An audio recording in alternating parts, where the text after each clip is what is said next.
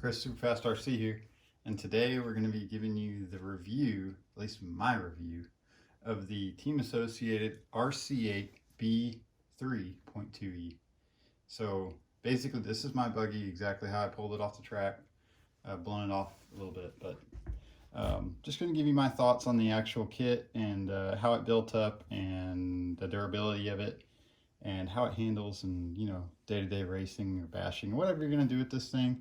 I'm gonna let you know how it goes, how it went for me. So first thing, how did the kit build? So the kit built really well. Just a few minor things here and there, recommendations on durability. But as far as in and out of the manual, I will tell you one thing that did kind of tick me off. Well, it didn't really tick me off, but it's just different. Is this is what you're getting for oils in your kit now.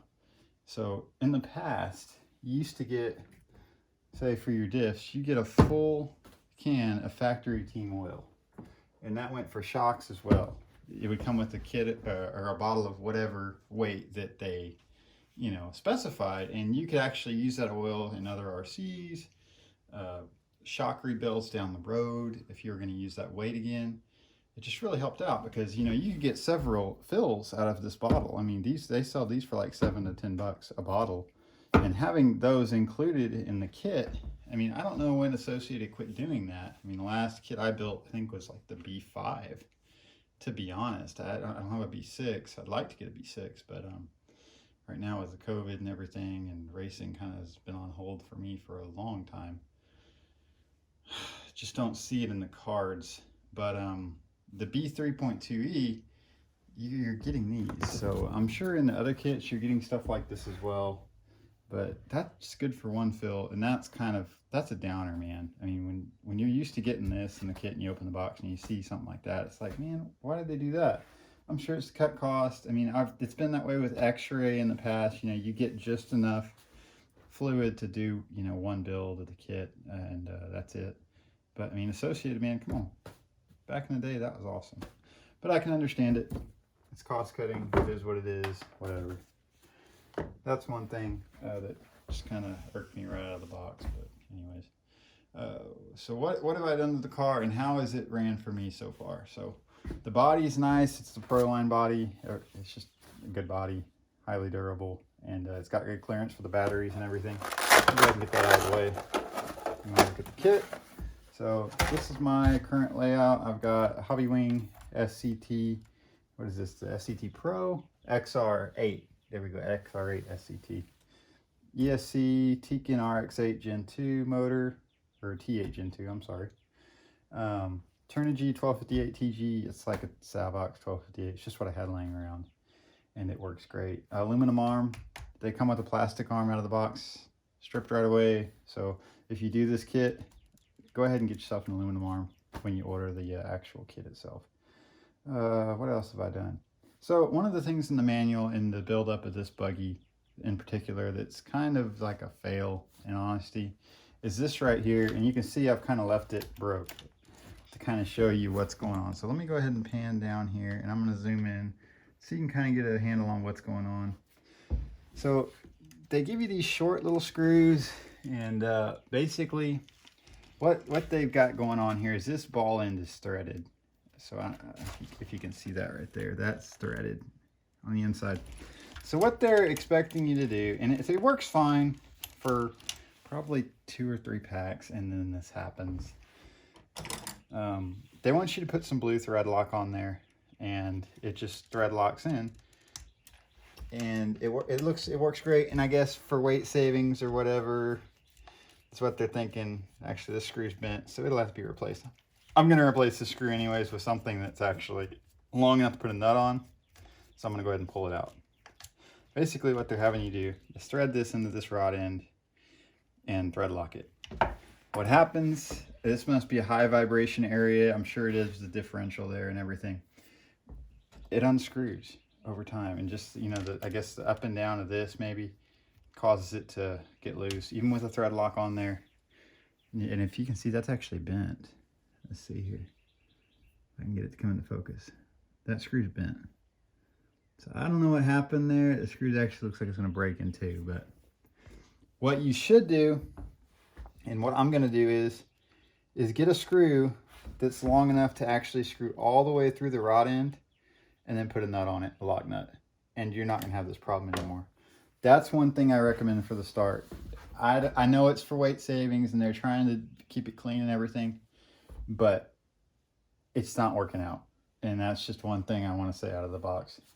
Don't do it. Go ahead and get you, what kind of screw would you need? Probably, say 20 millimeter screw right here.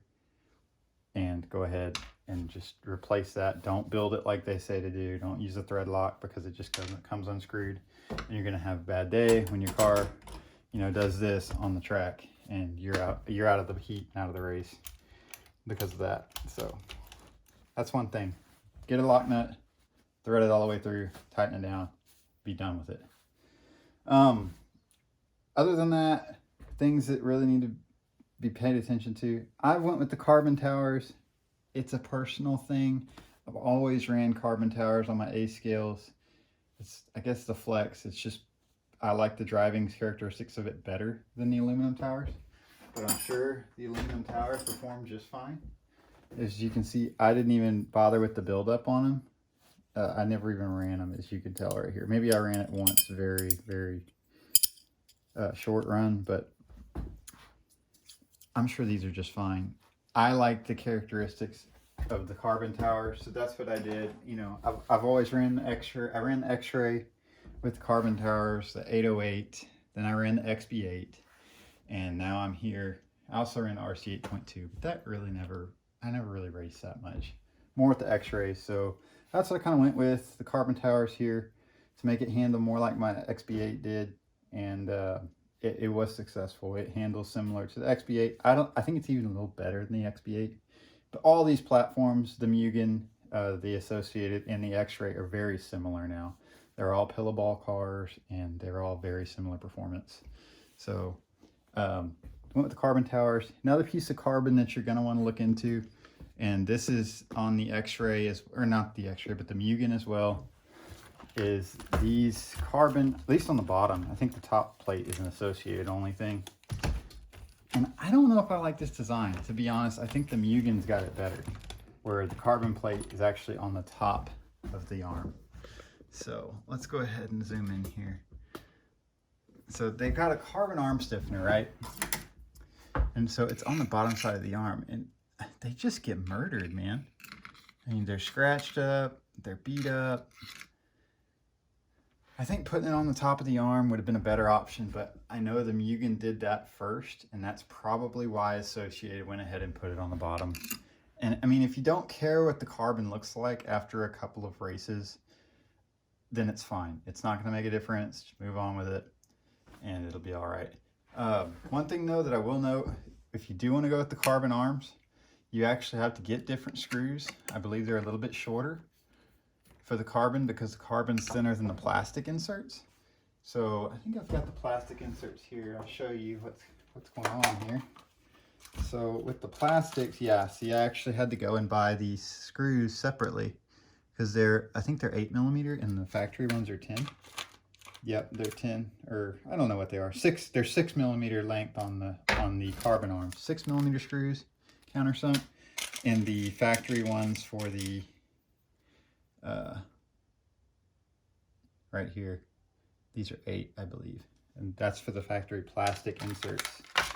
But I want you to note something here, and it's that on the plastic inserts, here's on the rear, you can see that that screw's broke right there. That broke, so that was causing extra flex, and you know, I really didn't care for it, and I want my car to last a good while, so I just went for the stiffness of it.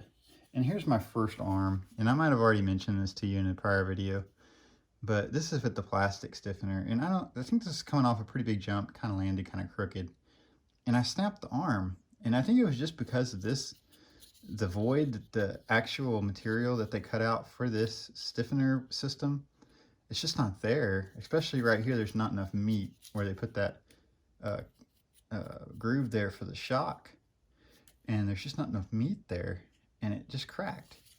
Now, I haven't experienced that after upgrading to the carbon inserts, and I think that's just the way of it. If you're gonna get this car, I mean, if you're running on a really loose track, which I don't think is the case nowadays, most people have trouble with high grip. But if you're running really loose grip and you're running, you want the most traction possible, yeah, you can use those plastic stiffeners. But at the end of the day, if you want to finish a race and you're just gonna have to learn to use these to drive with these stiffer inserts. And a lot of the pro drivers are. So I would recommend going with these. Actually, I think I see a broken. I do. This is broke. You see this stiffener right here? I'm gonna zoom in on it for you right now. Right here, this is actually cracked. So, is it cracked or am I dreaming that? Let's unscrew here. What did I tell you? It was broke. Where'd the other piece of it go? Right here.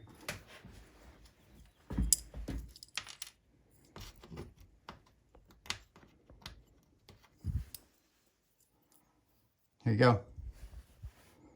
I don't like the stiffeners being on the bottom of the arms. Just don't like it. It's just not working out if you have, and I'm not really even bashing this thing that hard, to be honest with you. So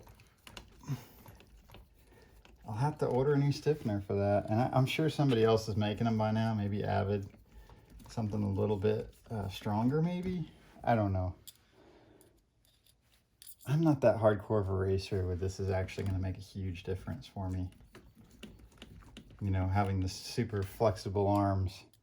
I'm interested more in the durability and being able to finish a race and having a car that's going to last all night than worrying about the stiffness of the arms themselves. They also have this on the top plate here. These here, I don't think this is really needed, but it's there. So I'm gonna get away from those features and talk more about the core buggy because I think that's important, and this video is already getting kind of long. So this is the battery I've been running. It's the Z-Power ADC 6500, so definitely enough battery to finish a big race. Drivetrain itself has been fantastic. Haven't had any issues with it at all. No spur gear problems, no leakage. Differentials have been great. And I know in the past, the RC8B3 has had issues with the differentials. I think they've got it nailed down on this revision of the car, because I haven't had an issue with it. Go ahead and get this to focus here. The Hobbywing electronics, perfect. There's a little bit of play there. I don't know if you can see that right there. I'm gonna have to look into that. It might just be part of the platform itself. Motor, once again, flawless. Tekin always makes a good motor. And yeah. Another thing I will say about this car, I think they could have done a better job on, was the front bumper itself. There's just not enough meat to it right there. And when you hit jumps and rocks and you have a less than perfect surface, it just kind of chips up. And they don't sell this piece individually. You have to actually buy, it's packaged with the body mounts and everything. So it's like $15 for the bumper. At the end of the day, that's kind of a lot of money for one piece of plastic. Another thing that's kind of meh on the kit, the bearing quality, it is what it is. They squeak out of the, after a couple runs, they squeal. I haven't rebuilt them. I need to. I probably won't even bother rebuilding them. I'll just throw a set of Avids in there and be done with it. But they're not top quality. None of the kits are anymore. The box bearings, maybe on the Mugans is a little bit better. But so I have experience with the X-Ray and with the Associated. The bearings, they get you your first couple of races and then you got to throw them out. And that's just the way it is. Other than that, the car handles fantastic. It's definitely one of the better handling cars out there on the market. It's got a very forgiving characteristic to it. It's not twitchy really. I know with the older RC8s, they were twitchy. I mean, they were definitely a handful when you're getting into the turns, but this thing, it enters the corner smooth, it exits the corner smooth. Power on is great. I mean, there's not a lot of fishtailing nonsense going on, and it gets back in a straight line in a very, very good manner. So handling's good, jumping and landing pretty good. I haven't messed with this is mostly box stock setup. I haven't messed with it too much. Yeah, it's just been great. I haven't had a lot of issues with it, so why change it? Other than that, it's been a good buggy. Only thing I have to say is the arms with the stiffeners and everything. I'm not sure if I'm sold on it being on the bottom side. I think they should have put it up here and left the bottom side just flat plastic with no seams like the Mugen. Unfortunately, they didn't do that.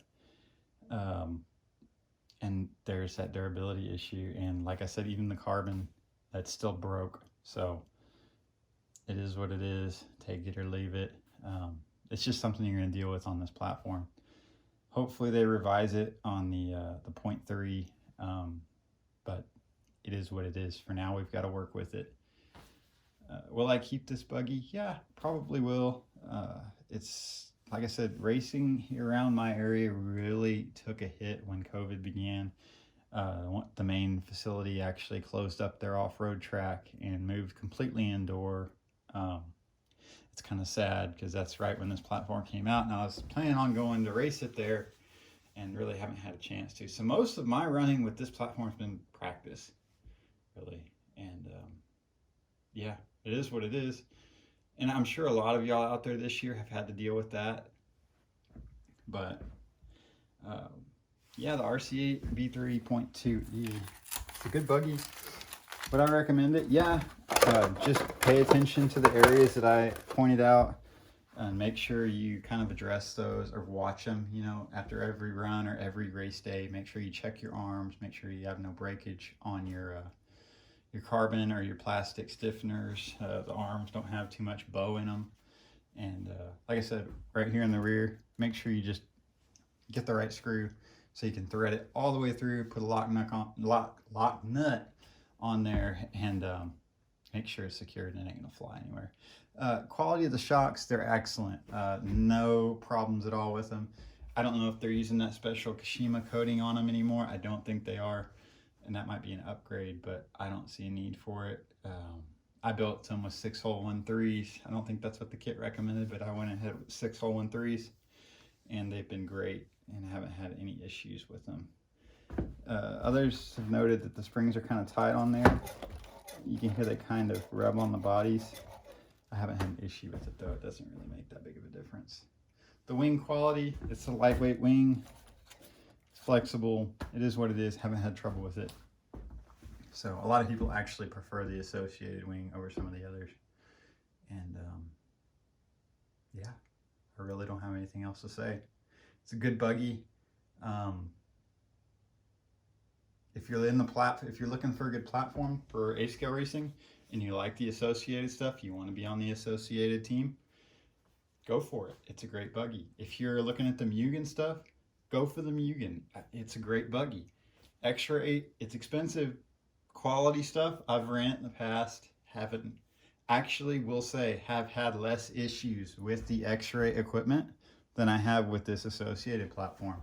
So take it or leave it. It is what it is. I'm sorry, associated, but I think the X-Ray has the superior plastics quality, and I believe the Mugen is superior as well, especially when we come down to the arms and the design of them. And I'm not saying the material itself seems a little bit more brittle on this associated platform than I've seen in the past with some of the other brands. So it is what it is. It handles great. It goes, I mean, it accelerates good, handles, I mean, pulls out of the corner perfectly every time, jumps great, lands great. Just be aware. There is a little bit of trouble in the areas I have pointed out. Anyways, guys, thanks for watching. It's been a great review to do. It's been a long time coming. I wanted to get a lot of wheel time with this car, and with COVID, it's been difficult. So I hope this video helps you out. in some way, shape, or form. But yeah, like if you like this review, subscribe for more. It helps me get the drive to do these videos. And like I said, it took me a while to do this one because just haven't had the time or the time to run it. So anyways, guys, thanks for watching. We'll see you in the next one. Bye-bye.